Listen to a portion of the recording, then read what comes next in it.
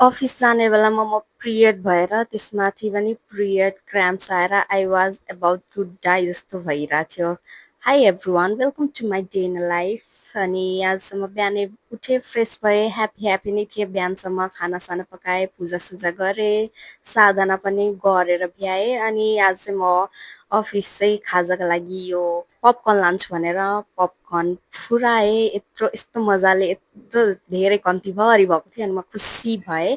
अनि सब्जी पनि पकाएँ, आज चाहिँ राजमा, यस। अनि ठ्याक्क म खाना खाएर अफिस जानुलाई रेडी भएँ, मलाई भयो पिरियड्स। त्यसपछि अलिअलि मात्र पेट दुखिरहेको थियो, त्यही भएर आई विल म्यानेज नै भनेर म चाहिँ एक दुईवटा योगासन गर्नु पर्यो भनेर म चाहिँ अफिस जानुभन्दा अगाडि गर्न थालेँ। This is butterfly asana, very good for your lower स्टमकको लागि होइन, एब्डोमेन। यो पिरियड क्राम्प्स भएको बेला पनि यसले रिड्युस गर्छ क्राम्प्सलाई। अनि त्यसपछि अलिकति बेटर फिल भयो। त्यसपछि म अफिसको लागि रेडी भएँ and for my preparation I took two pads अफिसमा। अनि त्यसपछि यहाँ अफिस आइपुगेँ अनि मैले चाहिँ आज कपाल पनि धोएको थिएँ, त्यही भएर कपाललाई चाहिँ खोलेर अलिकति सुक्छ भनेर यसरी कपाल बाँधेँ। त्यसपछि अभियसली यस, मेरो ल्यापटप भगवानको दर्शन गर्नै पर्यो, त्यो गरेँ। त्यसपछि आज मेरो काम पनि यति धेरै थियो, बिलहरू पनि सेटलमेन्ट गर्नुपर्ने थियो। अनि म चाहिँ यहाँ बिल सिलहरू सबै टालटुल गरिरहेको छु। अनि एकछिन बसि नै रहेको थिएँ कि मधु बहिनीले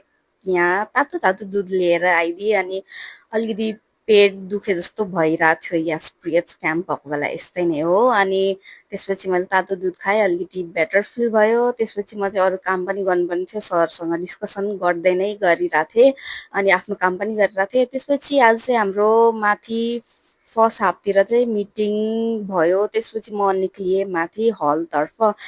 अनि तल झरेको त साथीले बोलायो कि उसको, मेरो बेस्ट फ्रेन्डको समथिङ घरमा केही थियो ओकेजन, त्यही भएर चाहिँ। अनि उसले चाहिँ हामीलाई चाहिँ, मेरो लागि चाहिँ यति धेरै टिफिनमा उसको परिकार घरमा पाकेको प्याक गरेर ल्याइदिएको थियो। अनि हामी सबैजना साथीहरूले बाँडेर खायौँ यो फ्रुट्सहरू, पकौडा, के थियो। अनि 5 बजे मेरो अफिस सक्यो। अनि साँझतिर त म यहाँ रुम आइपुगेँ। त्यसपछि त मलाई एकछिन फ्रेस हुन बसि नै रहेको थियो कि लुगासुगा चेन्ज गरेर। यस्तो धेरै पेट दुख्न थाल्यो कि मर्ने बेला भइरहेको थियो। अब के गर्नु अनि यसरी पल्टेर बसेँ, राम्रो भएन। त्यसपछि यसरी चाइल्ड पोजमा बस्नु पर्यो भनेर बसेको थिएँ पनि राम्रो भएन।